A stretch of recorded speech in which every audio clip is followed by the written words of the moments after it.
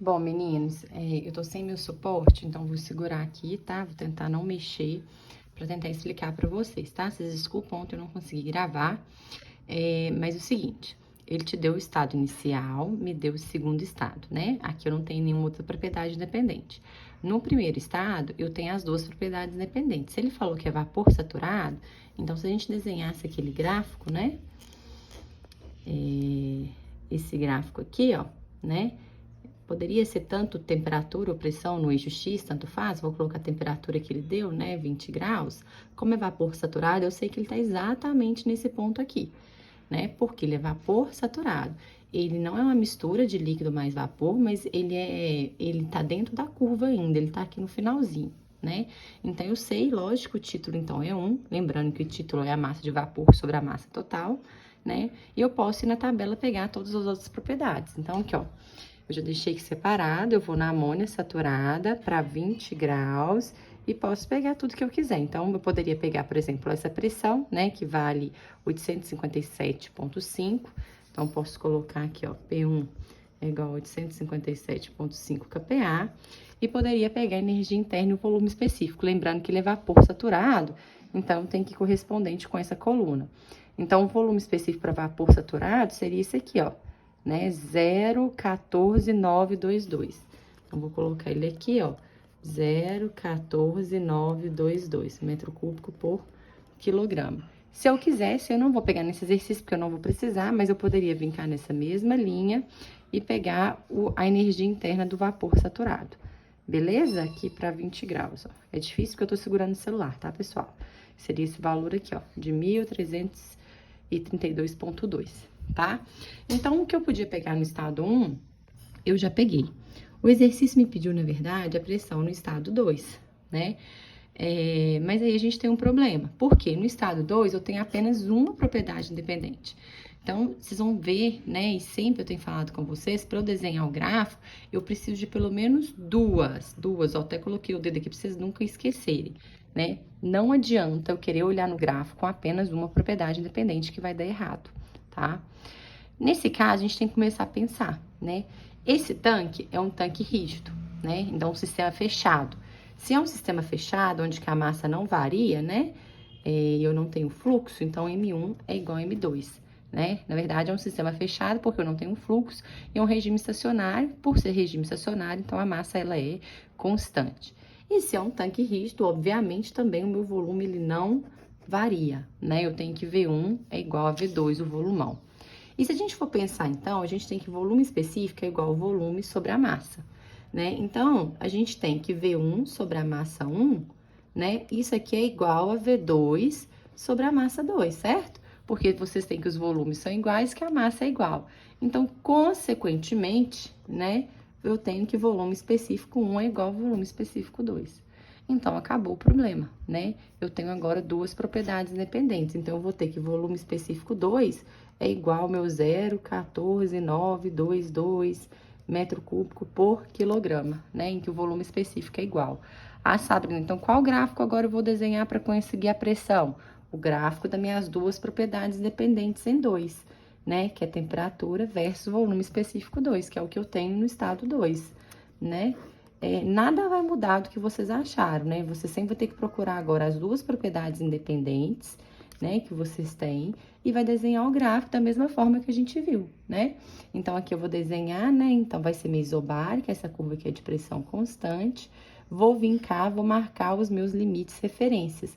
Vou marcar o meu VL e vou marcar o meu VV para a temperatura que eu tenho, que é de 40 graus, né? Então, vou marcar minha referência. Lembra lá do carro estragado, da rodovia, você tem que dar uma referência, né? Eu não sei se esse volume específico para 40 graus vai estar entre, vai estar depois.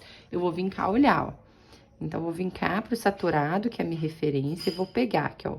O volume específico do líquido é 0,01725, 0,0, deixa eu ver se tem mais um zero. Ixi, eu olhei errado, pessoal. Aqui, ó, 40 graus. Tá 0,01725. 17,25. Olhei certo, eu falei coisa errada aqui, ó. E para 40 graus é 0,08313, certo? 0,08313. 40 graus, amônia saturada. 0,08313, beleza? Então, eu vou olhar o volume específico real que eu tenho, né? E é um pouco óbvio, né? O exercício fala que a amônia aqueceu, se ele já estava nesse pontinho para 20 graus, qualquer quantidade de energia que ele receber, ele ia tender a ser o quê? Vapor superaquecido, né? Mas eu vou provar isso, né? Se a gente julgar, então, o valor real nosso aqui, que é o 0,14922, ele vai estar aqui, ó. Né? O 0,14922, ele é maior do que o 0,8313, né? Então, meu estado 2 é vapor superaquecido, que é o que eu falei, é meio óbvio. Se ele já estava vapor saturado, qualquer energiazinha que ele recebesse, ele ia pular para vapor superaquecido, né? Então, agora eu vou lá para 40 graus e vou ter que procurar esse valor, né? E achar a pressão correspondente. Provavelmente a gente vai ter que interpolar, né? Eu ia fazer esse exercício em sala, mas aí em sala eu faço outro que vocês tiverem dúvida da lista.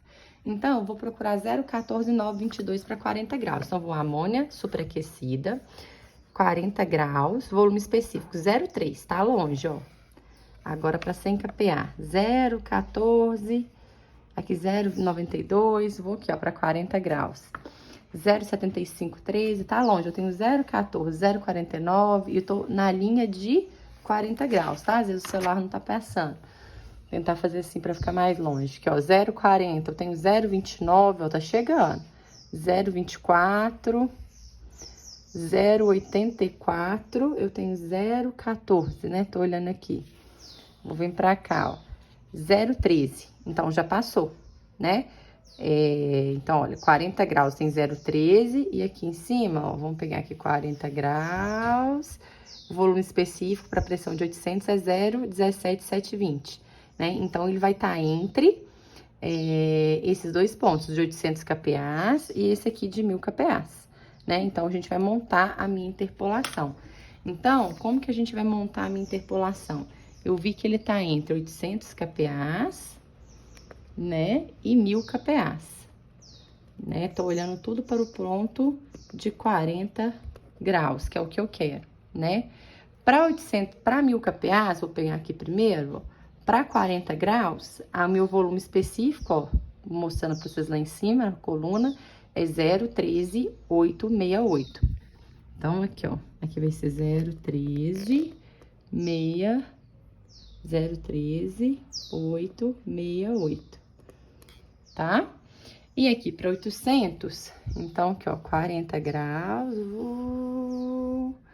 aqui, ó, 40 graus, 800 kPa, tá? Então, vai ser 0,17720. Então, vou colocar aqui para vocês, 0,17720. O volume específico que a gente quer é o 0,14922. Então, o que eu quero que vocês observem, né? Essa interpolação que a gente montou, né? O meu valor que eu quero interpolar sempre tem que estar entre exatamente os outros dois valores. Eu quero achar P2, né? Que é o que o exercício pediu para vocês. Como que a gente monta a interpolação? A coluna que você tem sua incógnita, que você quer saber, a gente vai chamar sempre de B. Então, eu vou chamar de B1 e B2, tá? A coluna que o do valor que eu tô interpolando, a gente chama de A. E o valor que eu tô interpolando, a gente chama de I, né? Da interpolação. E aí, vocês vão jogar na formulazinha X, que na verdade é P2 que vocês querem saber. Essa fórmula vai estar na prova pra vocês, não precisa preocupar, tá? Ela vem lá de semelhança dos triângulos. Então, a gente vai fazer I menos A1, né? Mais B1. Essa é a equação, né? Em que B2 é 1000, B1 é 800, né? A2 é 0,13862 e aí por diante, né? E é o valor 0,14922. Vocês vão julgar e resolver isso aqui, vocês vão achar P2, que é o resultado que eu passei para vocês. Provavelmente o resultado tá próximo de 1000, porque se a gente fizer aqui, né, 0,17, 0,13, a média mais ou menos daria mais ou menos 0,15, né? Aí seria mais ou menos 900. Então, o resultado vai dar 940, por aí. Deve estar mais próximo de 1000, porque esse valor está próximo de 1000, 913, alguma coisa assim, tá? Se eu achar um resultado fora de 800 e 1000, provavelmente tá errado, né? Então, a gente tem que começar a ter essa maldade, tá bom? Pessoal, o exercício é isso. Da lista de vocês só tem isso quando é de 1 para 2, né? Você só tem que ver o que tá acontecendo e procurar sempre as duas propriedades independentes para vocês tentarem resolver o exercício.